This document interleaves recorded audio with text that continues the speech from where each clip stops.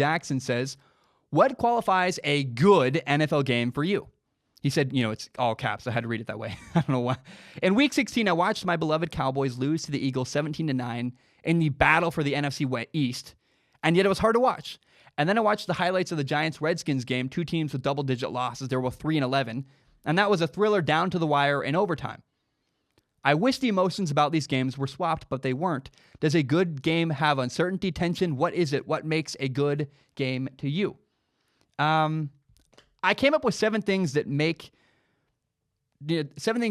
that make a great game. We're not just talking about football here. This is basketball, baseball, all the above. These are the 7 things that make a really good game, in my opinion. I came up with 7, and then I called my dad, and he sees things a little bit more differently than I do. He's much more of a fan. He's a Lakers fan, and he's a Trojans fan. He's a fan of things. I'm not a fan of any team. And so my dad encouraged me, with that perspective, to add 2 more things that would matter to the audience and that people are fans of. So first, these are the 7 things to me that I want. I look for entertainment, and these are the 7 things, in my opinion, that make a great game. And then, and by the way, you can have any one of these things makes a great game. If you have more than one of these 7 things in one game, it makes an even better game. The more you have of these, I think, the better the game is. But you just need one of these 7 things to make a game great. But the more factors, the better. So the number one thing I think or one of the number one factors that makes a good game is a fun battle, whether it's between 2 people or 2 teams, but back and forth is fun. And when you have guys, like in basketball, 2 guys guarding each other, that's really fun to watch this battle between these 2 players. Or you have 2 teams trading blows, touchdown, field goal, touchdown. Back and forth is also really fun. You go up by 2, we go up by 5. You go, whatever it is, just back and forth is really, really good. And so a shootout in the NFL, you score, we score, that's great, but also a personal battle. Any battle like that, a fun battle between 2 sides, makes sports really, really fun. Number 2 is a really good finish. A game with a crazy, wild, controversial, or memorable ending, to me, makes it awesome. I love a good finish and a crazy, memorable finish. You might even say you're mad about this, but the game last year to get into the Super Bowl, the Rams and the Saints, was an amazing game. Had it a wild finish, had a really controversial finish. People were mad about it. To me, that's a great game. I was so entertained and I had so much fun. And for me, that's why I watch, is entertainment. The third thing, and a third maybe factor, this is not an order, by the way. These are just 7 things in any order I want. Another thing is tension. We have this, often in baseball, you have tension. You'll have, it's a 0-0 game. Bottom of the 7th inning, there's a runner on second base. You know that a base hit scores the runner, gives one team the lead. And so every pitch matters. You're just on the edge of your seat, like all in, getting sucked into the television, or maybe you're at the ballpark and you're just like, it's so enthralling and pulls you in. Every pitch is so intense.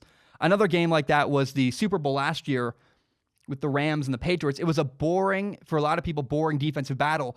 I was enthralled because I knew that at any moment, one team could have a gigantic play and break the game wide open and just change everything. And so tension is huge in sports. If you can have a tense game, it's a different kind of game, but it's, I think, still really, really enjoyable to me. Number 4 is consequences, man. When a game has consequences, the outcome matters. Oh, that's awesome. Especially when you have a game where the outcome matters and then it has one of the other factors. That's amazing. In Week 17 of the NFL season, we have a bunch of games like this where the winner gets this, or the winner gets that, or the loser gets eliminated. Games where the outcome matters and there are consequences are awesome. I really, really love that. The 5th thing to me is, one of the 5th, again, no order. The number 5 factor to me, though, is the unknown. One of my favorite things in all of sports. I love when I have no idea who is going to win a game. The curiosity gets me. I just love, I got to find out. A great example is Clemson and Ohio State are playing tomorrow in the college football playoff. I have no idea who's going to win. And the curiosity is eating away at me. I'm like, I cannot wait to find out which team wins this crazy game. I just am so excited. I genuinely don't know. And to me, that's fun. The unknown, having a matchup that's so good or so interesting, or there's so many factors that I just straight up have no idea who's going to win. The curiosity makes me really excited. And it gets me so pumped, and I love it so much.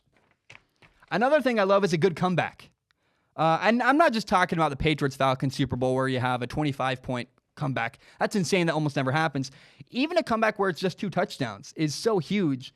It's really, really hard. And having a big comeback requires a gigantic emotional swing to go, oh, we got it. We can come back. We can do this. It's when you get down in life or in sports or anything, it's easy to get overwhelmed and feel like any crushing defeat is insurmountable. And so when I see a big comeback, that just fires me up. I love it so much. And it's one of the things that makes sports so great. Now, number 7 is getting to see a player you either love or a player that you hate. I mean, good stories have good characters. I love watching Gardner Minshew. I also love watching Russell Wilson. When they play, I'm engaged because I enjoy them. I think they're some of my favorite players. They're fun to watch. When you get to watch a player or a character you love, or maybe you hate, whether it's a hero or a villain, having a good character makes games and makes sports better. Now, those are my 7. I'm boring. I watch sports for entertainment. I called my dad to see, I knew my dad would have a different perspective, so I called him. And my dad added 2 more things to this list that I wouldn't have gotten because I'm not I'm not a fan the same way other people are. My dad grew up in Southern California. He likes the Lakers. He loves watching USC football play. And so my dad loves watching teams that he loves. And I think that's an experience a lot of people have is when you watch a team that you love, that makes a game inherently more interesting. And then especially when you watch a team that you love put the beat down on somebody. A Dallas Cowboys fan will watch every second of a game that the Cowboys win 50-0. When the Cowboys are winning 50-0, to me, I'm out. I'm like 50-0. I'm bored. It's a blowout. It's not interesting. Cowboys fans sit on their couch and go, yeah, this is awesome. I love it. Right? That's how it works because you have an emotional investment. Some people also love watching. This is the other factor. Number 9 is that some people love watching a team they hate get demolished. If you hate the New England Patriots and you watch them get beat by 40 points, you're going to watch the whole thing because you're enjoying it. You're enthralled. So, if you love, or another example is when Clemson destroyed Alabama in the national championship last year. I think a lot of people that are fans of the SEC in the South were watching that game going, oh, yeah, it's about dang time somebody put it to Alabama. Like, that's how it works. When you're emotional like that, it comes out. And so those are other factors, the emotion, watching someone you hate get dominated or watching someone you love put the beat down on somebody.